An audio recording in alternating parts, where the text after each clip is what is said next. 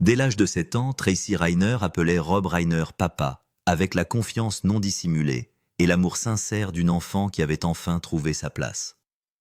Pour Rob, Tracy n'a jamais été simplement adoptée. Dans son cœur, elle était sa première fille, l'enfant qui l'a changée, celle dont il tenait la petite main, alors qu'il la guidait doucement vers l'âge adulte et le monde du cinéma. Un jour avant que la tragédie ne frappe, Tracy était assise en face de Rob à la table du dîner dans la maison de Brentwood, l'écoutant raconter de vieilles histoires, riant ensemble, de cette manière familière sans effort, qui fait que le temps n'a plus d'importance, comme si rien ne pouvait jamais briser le rythme de leur lien. Le lendemain, le père qu'elle vénérait par-dessus tout était assassiné dans cette même maison. Et la vérité la plus dévastatrice de toutes était que le responsable était Nick, le fils que Rob avait aimé, défendu et protégé, sans poser de questions pendant des années. Dans l'immédiat, Tracy a choisi le silence. Son chagrin était trop profond, trop privé pour être exprimé à voix haute. Mais lorsque des fabrications malveillantes ont commencé à se répandre sur les médias sociaux, déformant l'image de l'homme qu'elle aimait, elle a réalisé qu'elle ne pouvait plus rester silencieuse. Tracy s'est présentée au monde et a parlé d'un Rob Reiner fait de chair et de sang, et non de titre ou d'idéologie. Elle a parlé d'un père qu'il aimait si profondément qu'il ne l'a pas traité différemment de n'importe quel enfant né de lui, s'assurant même qu'elle recevrait une partie de son héritage de 200 millions de dollars, comme une affirmation finale d'une vérité qu'elle avait toujours connue. « Tu as toujours été mon enfant ». D'une voix qui tremblait mais ne faiblissait pas, Tracy a également révélé la cruelle réalité de Nick Reiner, le fils que Rob avait protégé jusqu'à la fin, ce même fils dont les actions ont brisé une famille et créé une tragédie que personne ne voulait nommer à voix haute.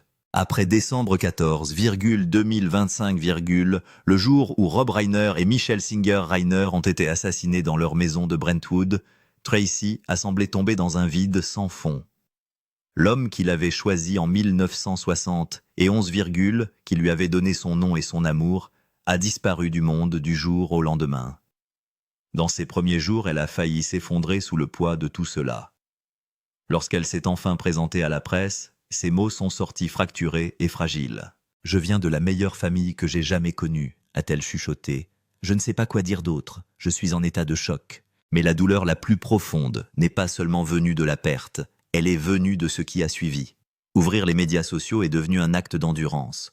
Tracy s'est retrouvée à regarder des mots dépourvus d'empathie, des commentaires tranchants de cruauté. Les gens ont critiqué son père pour ses convictions politiques, l'ont jugé à travers des fragments déformés, et certains ont même exprimé leur satisfaction de la mort de Rob et Michelle. Chaque phrase était ressentie comme une nouvelle lame enfoncée dans une blessure qui n'avait pas encore commencé à cicatriser. Ils parlaient de Rob comme d'un symbole d'une controverse, mais aucun d'entre eux ne l'avait jamais vu dans le calme de la cuisine du matin, demandant si sa fille avait mangé, si elle était fatiguée, si elle avait besoin de son père à proximité. Tracy était assise seule dans la vieille maison, serrant contre elle une photo encadrée de Rob, l'apportant alors qu'elle n'avait que 7 ans. C'est ce jour-là qu'il l'a choisie non par le sang, mais par l'amour. Il lui a donné son nom de famille, un foyer et un sentiment de permanence qu'elle n'avait jamais connu auparavant. Ce souvenir a suscité à la fois de la peine et de la colère. De la colère parce que des étrangers piétinaient les moments les plus sacrés de sa vie. De la colère parce qu'il n'avait aucune idée de la douceur, de la stabilité et de la loyauté farouche de Rob Reiner en tant que père, un homme qui plaçait la famille au-dessus de toute gloire et qui utilisait sa voix pour protéger ce qu'il croyait juste.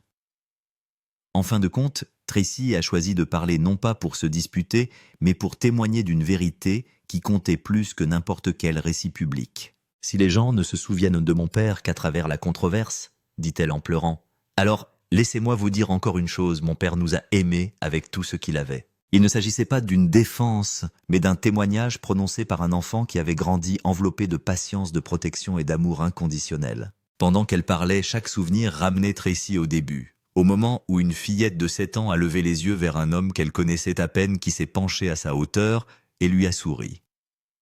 Tracy Reiner est née en 1964 à Albuquerque au Nouveau-Mexique dans une enfance tranquille et à bien des égards solitaire. Ses premières années se sont déroulées dans la maison de ses grands-parents, remplie de tic-tac d'horloges et de tables pleines qui se sentaient toujours incomplètes sans la présence d'une mère. Dès son plus jeune âge, Tracy a rarement vu l'un ou l'autre de ses parents biologiques.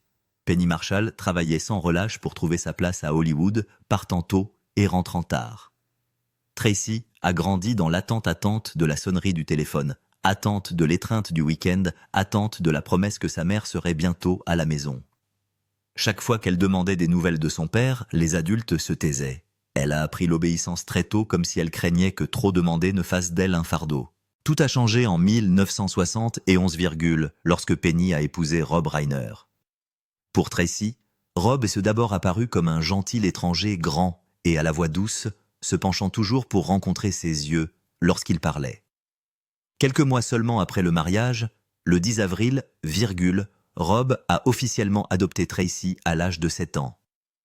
Il n'y a pas eu de grande cérémonie, pas de caméra ni d'applaudissements.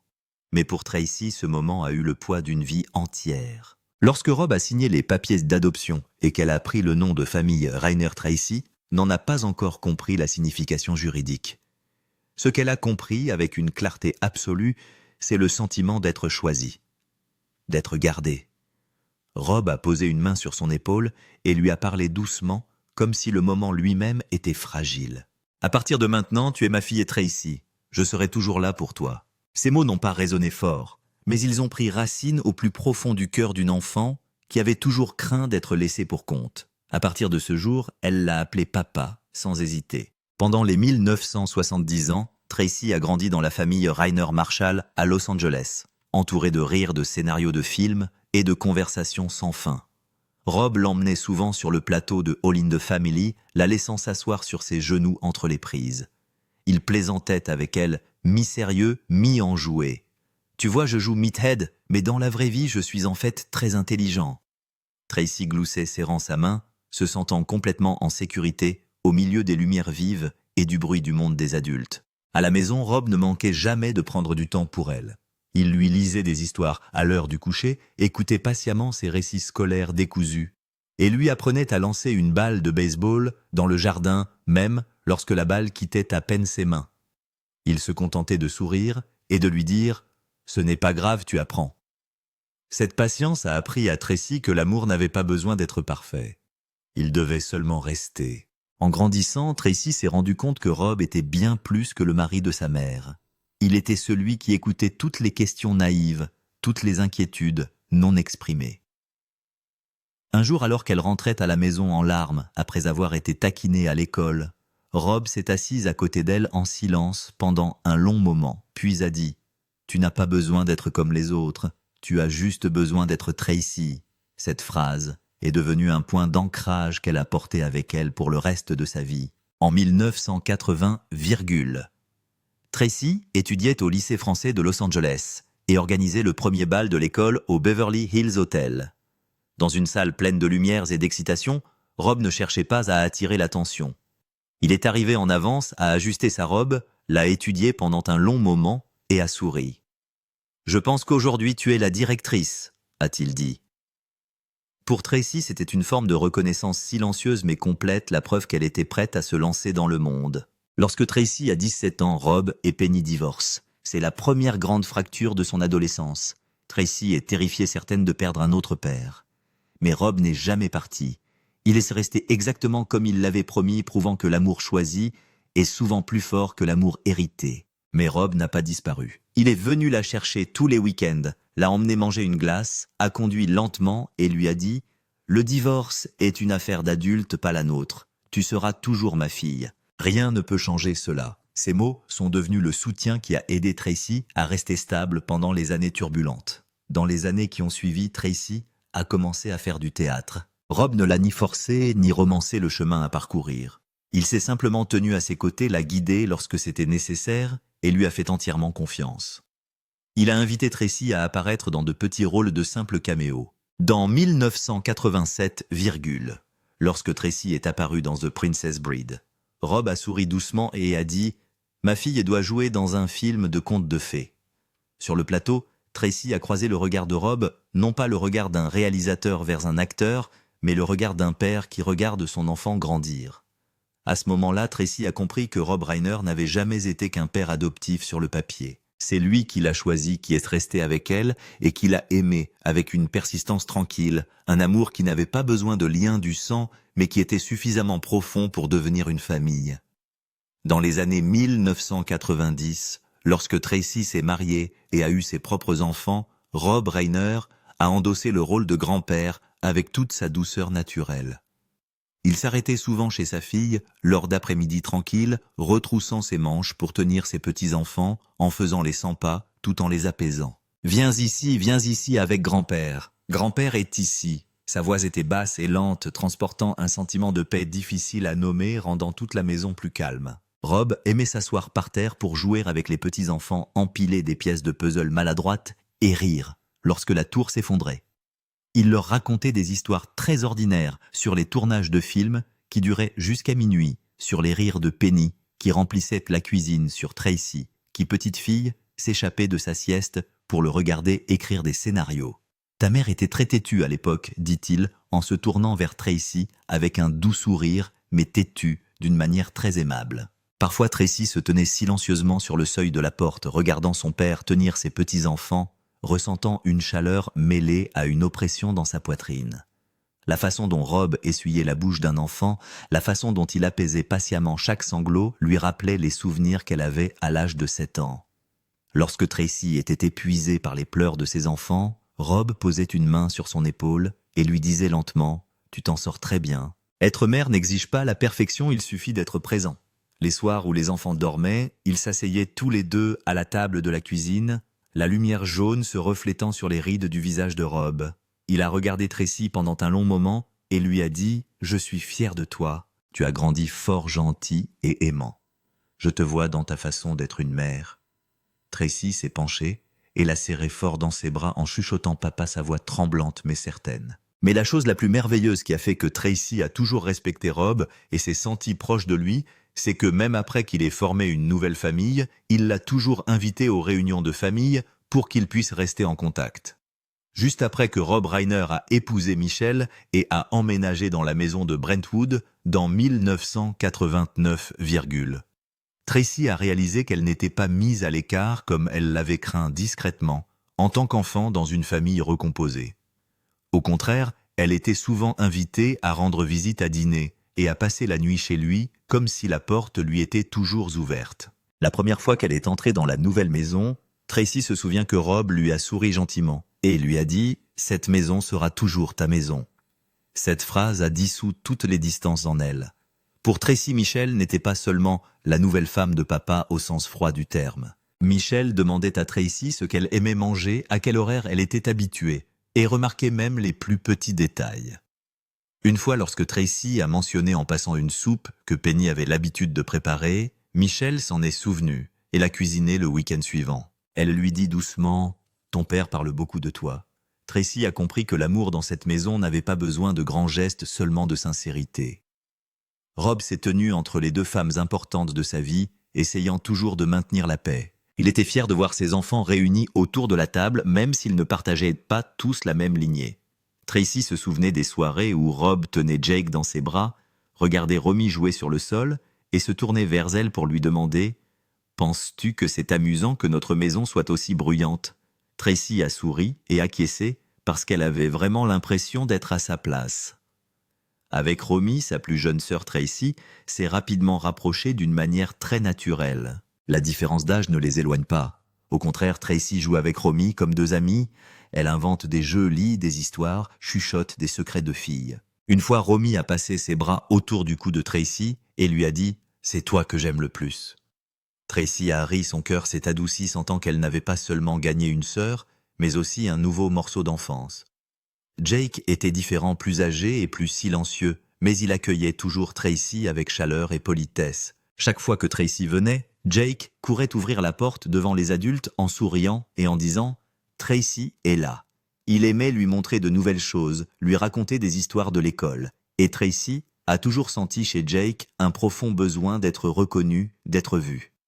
En lui, elle voyait une fragilité familière un peu comme son jeune moi. Seul Nick met Tracy mal à l'aise. Dès leurs premières rencontres, Nick parle peu, se tient à l'écart, observe plus qu'il ne participe. Son regard déstabilise Tracy, un regard froid et indéchiffrable, qui n'a rien à voir avec la timidité d'un enfant. Une fois Tracy a surpris Nick en train de la fixer pendant un long moment sans sourire, sans la saluer, juste silencieux. Elle s'est tournée vers Rob, mais il était occupé à parler avec Michel et n'a pas remarqué ce moment. Tracy n'a jamais dit franchement qu'elle avait peur, mais elle a toujours gardé une distance prudente par rapport à Nick. Non pas par aversion, mais à cause d'une vague intuition qu'elle ne pouvait nommer. Lorsque Nick était à proximité, l'atmosphère de la pièce semblait plus lourde, plus silencieuse. Michel le remarqua un jour et la rassura gentiment. « Nick est juste tranquille, ne t'inquiète pas. » Tracy acquiesça, mais le malaise demeurait. Plus tard, pendant les années où Nick était 15 et commençait à s'enfoncer dans la toxicomanie. Rob Reiner appelait souvent Tracy très tard dans la nuit. Sa voix au téléphone était lente et lourde, dépourvue de l'humour familier. « Je n'arrive pas à dormir, dit-il doucement. Je n'arrête pas de penser à Nick et je me demande où j'ai fait fausse route. » Tracy écouta en silence, comprenant que c'était la voix d'un père qui se tourmentait nuit après nuit. Rob lui a raconté qu'il se tenait devant la porte de la chambre de Nick, craignant de frapper, craignant de voir le vide dans les yeux de son fils. « J'aime tous mes enfants de la même façon, s'est-il étouffé, mais avec Nick, je vis dans une peur constante. J'ai peur de ne pas pouvoir le sauver à temps. » Le cœur de Tracy s'est serré en écoutant. Elle a compris que la douleur de Rob n'était pas bruyante, mais qu'elle couvait et se prolongeait en l'érodant jour après jour. Et Tracy l'a compris plus profondément que quiconque, parce qu'à ce moment-là, elle était elle-même une mère. Lorsque Rob a dit que ce n'est que lorsqu'on est parent que l'on comprend ce qu'est vraiment l'impuissance, Tracy n'a pu qu'acquiescer en pleurant. Elle a regardé ses enfants dormir paisiblement chaque nuit et a compris pourquoi Rob ne pouvait pas lâcher prise, peu importe le nombre de fois où Nick l'a blessé. L'amour d'un parent n'a pas d'échappatoire, il ne fait que s'approfondir avec le temps. Lors de certains appels, Tracy ne donnait aucun conseil, se contentant de laisser Rob s'exprimer. Il soupirait « J'échangerais tout si mon enfant pouvait vivre une vie normale. » Tracy a répondu doucement « Je sais papa, si c'était moi je ferais la même chose. » C'était un moment où 2 générations de parents se sont regardés dans une douleur partagée sans explication. C'était l'entente de 2 adultes, de 2 personnes qui s'étaient portées mutuellement à travers toutes les peines et les joies de la vie. La relation entre Tracy et Rob Reiner est restée sacrée de cette façon. Pendant des décennies, Tracy a continué à être présente dans la vie de Rob. Dans 2017, lors de la cérémonie de remise des mains et des empreintes de Carl et Rob Reiner au TCL Chinese Theater, Tracy se tenait aux côtés de son père adoptif.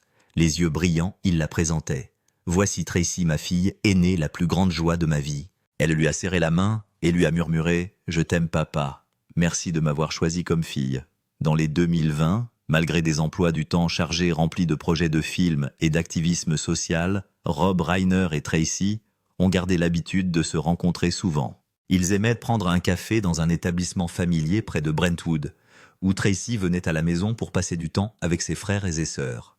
Rob réservait toujours du temps pour elle, lui posant des questions sur son travail d'acteur et sa vie personnelle, comme pour rattraper les années de distance passées. Cependant, tout a commencé à changer au début des années 2025.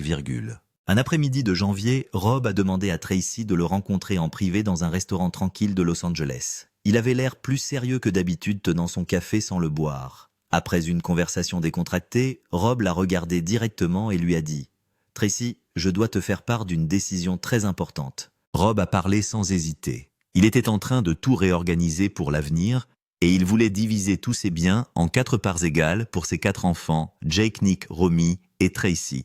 Tu es ma fille aînée, Tracy. Même sans lien de sang, tu es l'égale de tes frères et sœurs. Je veux que tu reçoives ta part quand je ne serai plus là, dit Rob d'une voix chaude mais ferme. Tracy était stupéfaite, des larmes coulaient sur son visage. Elle secoua la tête. Non, papa. Je n'en ai pas besoin. J'ai déjà reçu tant de choses de ta part. Je sais que toi et maman donnaient beaucoup aux œuvres de charité. Mais Rob lui a pris la main et lui a dit « Non, mon enfant, c'est ma décision. Tu le mérites, et c'est ainsi que je rédigerai mon testament. Je veux que tu saches que je t'ai toujours considéré comme le mien. » Tracy a pleuré doucement et a chuchoté « Je ne veux pas que quelqu'un pense que tu fais du favoritisme. » Rob a secoué la tête. « Je veux juste faire ce qui me semble juste dans mon cœur. » Après cette rencontre, Tracy pensait que tout resterait une décision privée entre le père et la fille. Mais au fil du temps, des fissures invisibles ont commencé à se former au sein de la famille. En septembre 2025, Nick est soudainement réapparu. D'une silhouette errante et échevelée, Nick était rentré chez lui épuisé, mais avec des yeux plus vifs que jamais.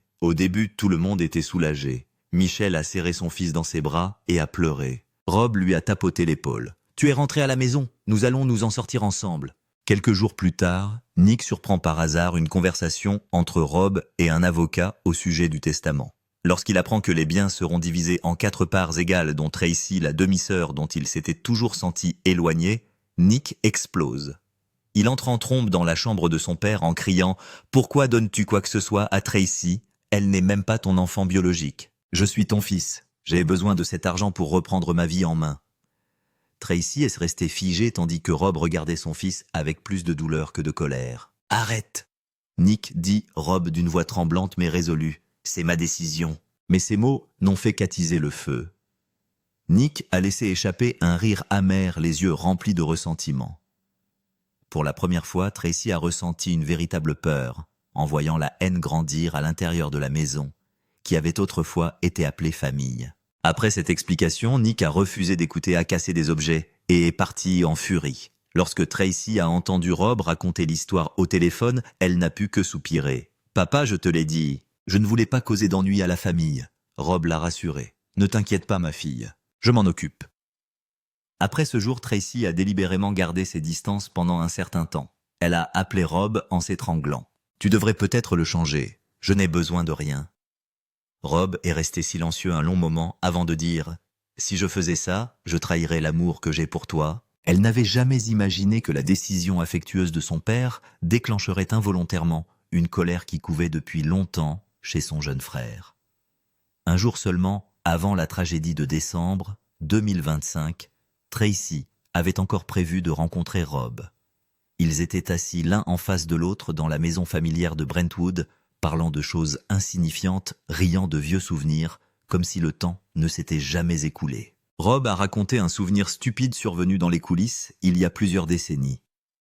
Tracy a ri aux éclats et il l'a regardé avec le regard affectueux qu'on lui connaît. Aucun d'entre eux ne savait que ce serait leur dernière rencontre. Avant de se séparer, Rob a serré Tracy longuement dans ses bras plus fort que d'habitude, comme s'il voulait imprimer sa silhouette au plus profond de sa mémoire. Il s'est penché d'une voix lente et chaude. « Tu es le plus beau cadeau que la vie m'ait fait. » Tracy a ri plaisantant sur le fait que son père disait toujours des choses qui lui donnaient envie de pleurer. Elle est sortie de la maison avec un rare sentiment de paix, portant l'image de son père toujours fort, toujours là, stable comme toujours. Puis, le lendemain matin, 14e décembre, le monde de Tracy s'est effondré. La sonnerie du téléphone a été brève et cruelle, apportant la nouvelle dévastatrice qu'elle n'aurait jamais pu imaginer. Rob a été assassiné. Michel est partie elle aussi, et le plus horrible, c'est que le nom mentionné comme auteur du crime est celui de Nick, celui qui a poignardé ses propres parents des dizaines de fois. Tracy est paralysée. L'esprit vide, les oreilles bourdonnantes, seuls les mots de Rob de la veille résonnent sans cesse dans sa tête. Les regrets la frappent de plein fouet. Tracy se tourmente de ne pas être restée plus longtemps, de ne pas avoir posé une question de plus, de ne pas avoir remarqué quelque chose d'inhabituel dans cette étreinte. Si seulement elle était restée cette nuit-là. Si seulement elle l'avait appelé plus tôt. Si seulement... Mais tous les « si » n'avaient aucun sens face à une vérité irréversible. La douleur s'accompagnait d'une colère brûlante. Tracy ne pouvait pas accepter que Nick lui ait enlevé le père qu'il avait choisi, aimé et protégé toute sa vie. L'homme qui lui avait donné un nom de famille, un foyer et un sentiment d'appartenance avait disparu à cause de l'enfant même qu'il avait autrefois toléré aveuglément. Chaque fois qu'elle y pensait, le cœur de Tracy se sentait broyé. Pendant les nuits d'insomnie, Tracy ne pouvait que s'accrocher au souvenir de cette dernière étreinte pour se maintenir debout. Au milieu de la perte et de la rage, elle a compris que la seule chose que Nick ne pourrait jamais voler était l'amour que Rob lui avait donné, un amour totalement inconditionnel qui resterait avec Tracy pour le reste de sa vie.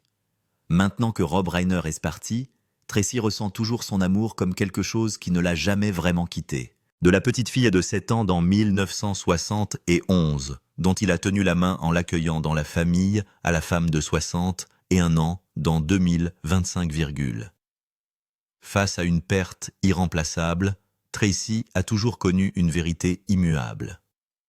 Rob n'était pas seulement un père adoptif. Il était celui qui l'a choisi, qui est resté avec elle et qui l'a aimé d'un amour paternel discret, mais qui a duré toute sa vie. Ce lien père-fille n'a pas eu besoin de grands mots ou de lumière de scène. Il s'est construit par des étreintes des mots doux et les innombrables fois où Rob a soutenu Tracy dans toutes les épreuves.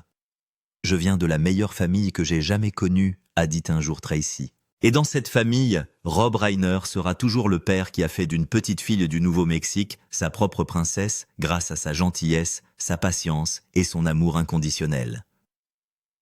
Selon vous, qu'est-ce qui fait vraiment le sang d'un père ou le choix d'aimer et de sacrifier toute une vie?